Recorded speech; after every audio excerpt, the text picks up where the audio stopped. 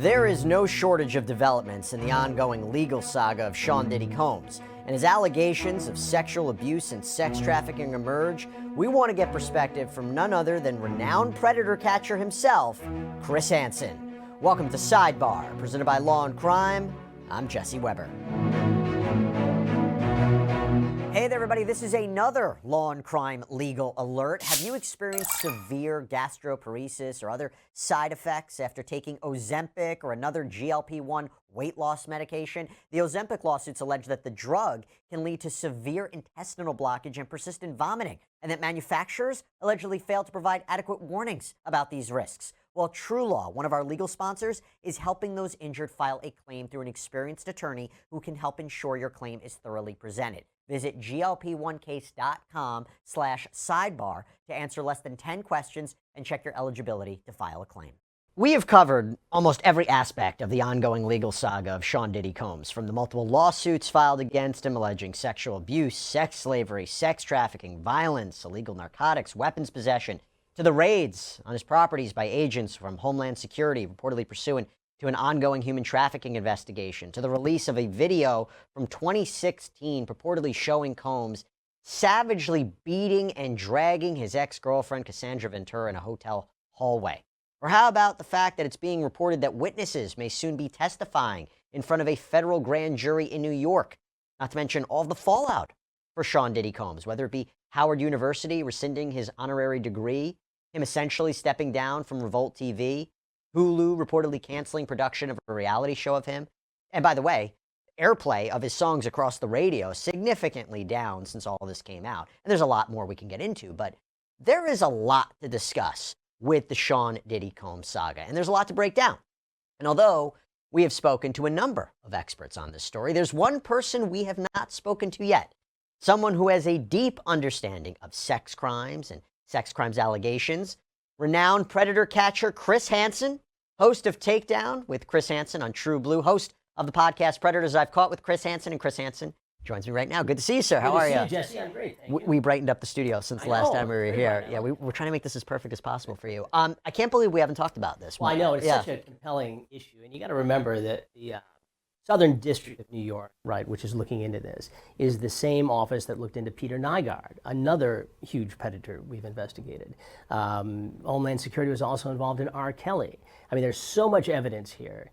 It seems very unlikely that Diddy is going to escape this one. They've got a lot. And you know, we saw the video. Well, the statute of limitations is run out, but that impacts the aggressiveness of federal agents. There was something about that video that changed everything. And I think Cassandra Ventura said it. She goes, I wish it didn't take that video for people to believe my story. It was violent. It was upsetting, predatory. It was just violative in every single way. I mean, to keep on beating viciously this defenseless woman in a hotel, and how he got away with it then, that's the question. I mean, obviously this stuff has been going on for a decade or more. And you can say all you want about the environment of hip-hop and rap and record producers and people who are around them know what they sign up for. These are crimes, violent, predatory crimes. And I wonder how it is he got away with it for so long. Intimidation, keeping people quiet and buying them off, I'm sure had a part to it. Well, in her complaint, there was the allegation that he bought the tape. And what was interesting about it was her accounting of what happened to her in that hallway is almost identical to the video. So it does give credence to what her allegations were. And why would you not believe her? Right. I mean, yes, she reached a settlement in civil court, and you can't blame her for that. But that doesn't hold him immune from criminal prosecution, as you know, being a lawyer yourself. Right. It's not going to protect him. And so right now, based upon everything I'm hearing from federal sources, and I spoke with, people close to the Homeland Security Department just minutes before I sat down with you, there is a very aggressive investigation. They're in no rush because they know where he is. They're going to do this right, and they're going to keep chipping away at it and have a grand jury and have witnesses in front of the grand jury. And I can virtually predict without fear of contradiction, there will be indictments in this case. They didn't give you a timeline of when that would happen. No, and that's difficult to get. And grand juries are their own beasts with prosecutors bringing witnesses and evidence in front of them. But he's in trouble. And there's all this talk about, was he a cooperating witness for the FBI or some other? Well, Suge Knight said that. I mean, Suge Knight said it, yeah. And so you got to consider the source. Although, Suge Knight would know, theoretically, right? And maybe that could explain why he stayed out of trouble for so long. But even if he was, and I can't confirm that he was, or say that he wasn't, that's not going to keep him out of trouble in this case, for sure. So, I mean, that's the question. A lot of people are wondering, why is it taking so long? Why wasn't he arrested? They had to collect everything from the house. They speak to witnesses. Do you think it's the main accusers in these lawsuits that are going to be the star witnesses of what could be a potential federal case, a federal sex trafficking case against, a potential case against Sean Diddy Combs? So, by the way, he hasn't been charged. He hasn't been arrested. He hasn't been found liable. I totally think that, and here's why. If you look at these past cases, the civil lawsuits often come before the criminal investigations and the criminal charges. So it would be a derelict of responsibility for Homeland Security to not pay attention to this evidence that comes out there from these civil cases. It would be wrong if they didn't take a look at it. I mean, the evidence is strong, it's compelling, the crimes are offensive, violent, and as I said, predatory. So they have to take a look at it. And I was told earlier on that they kept this so close to the vest, Homeland Security. When they raided Diddy's residences, there were agents on that raid who didn't know whose home they were raiding. Oh, wow. That's how tightly held this was. So this has been going on a while, and they've kept it under wraps.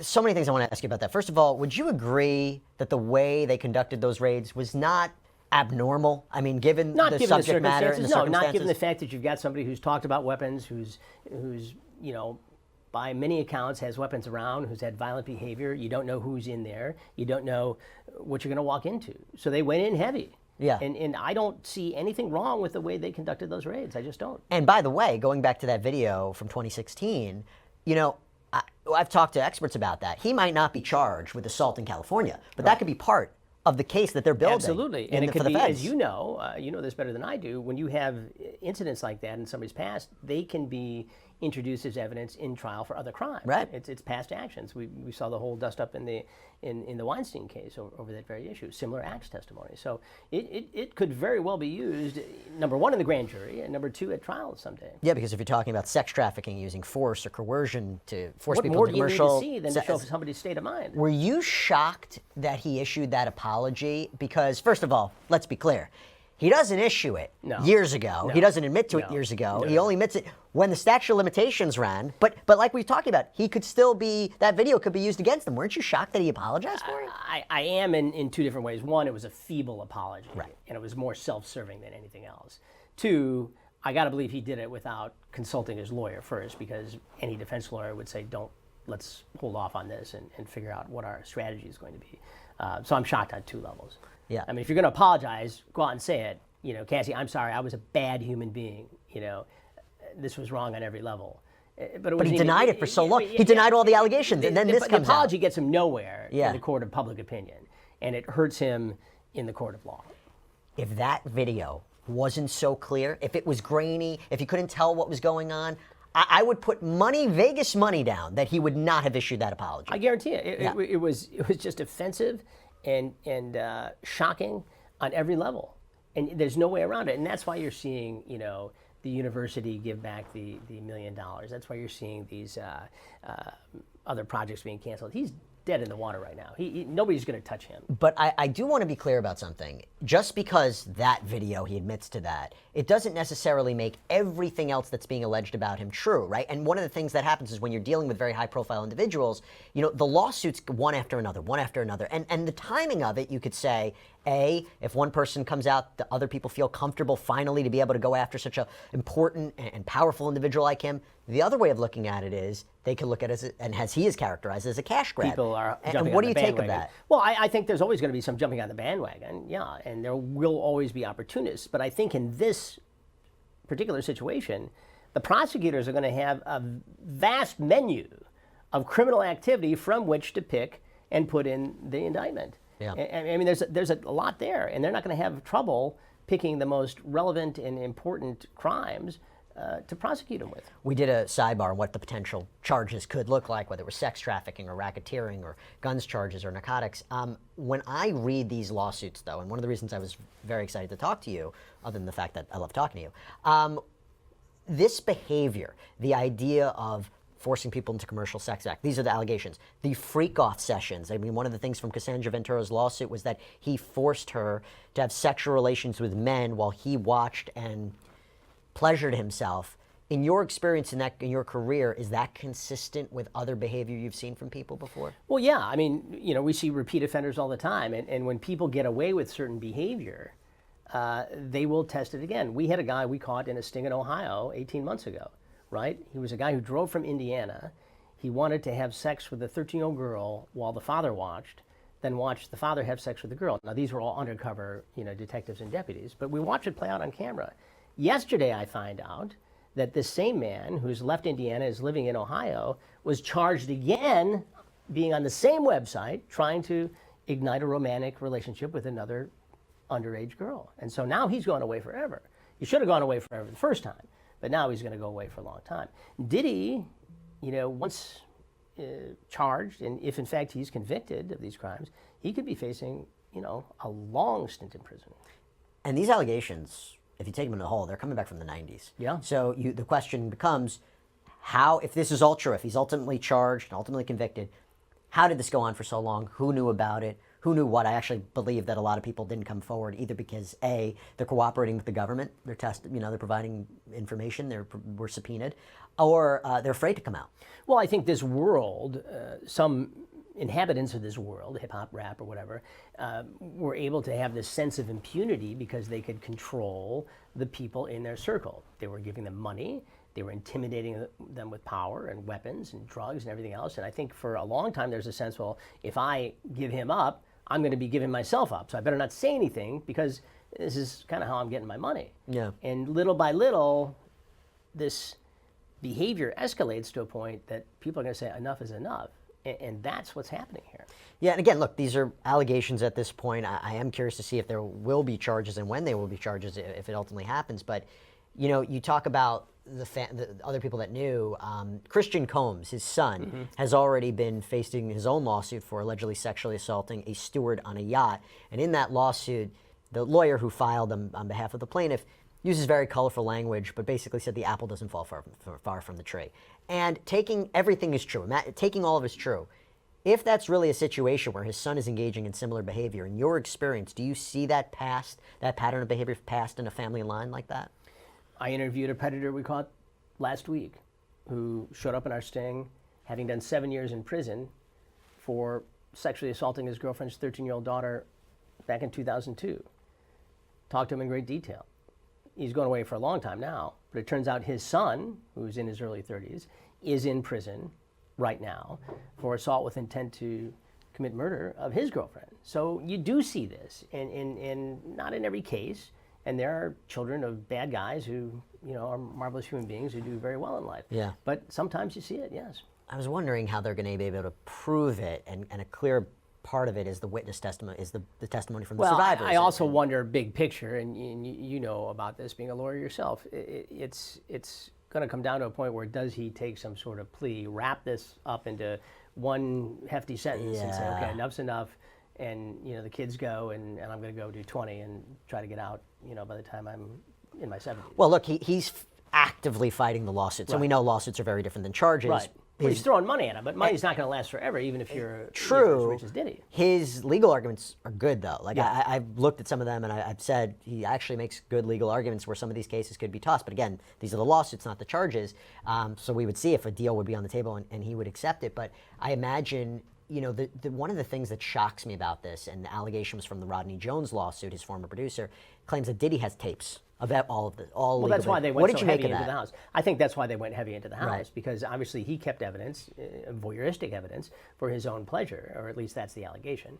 And so if they find any of those things, it's the best evidence you could possibly have. This was taken by the defendant of illegal crimes committed by the defendant, whether it's sexual assault, regular assault, or human trafficking, making somebody do something with somebody else. It's serious. Why would some? I mean, so maybe it could be. Well, they want to voyeurism, relive maybe it. They want to why- relive yeah. it. This is their thing. This is they've done so much in their perverted life that it escalates into knowing they can't do this all the time, so they take video of it so they can relive the thrill of having done it the first time. Yeah. It's psychotic. Yeah. So all in all, you believe charges are on the horizon. You I believe it's gonna don't be see happening. how he gets out of this without criminal charges. Is there any way?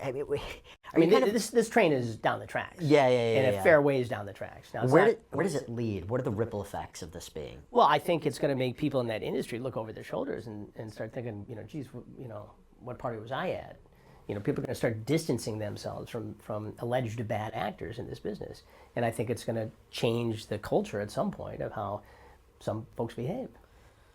What a saga, Oh, right? My gosh. it's unbelievable. Yeah. And when you think about it, Jesse, here's a guy who really had the world by the tail. Yeah. I mean, money, influence, creative freedom, kingmaker, prince maker, queen maker, princess maker, and now this.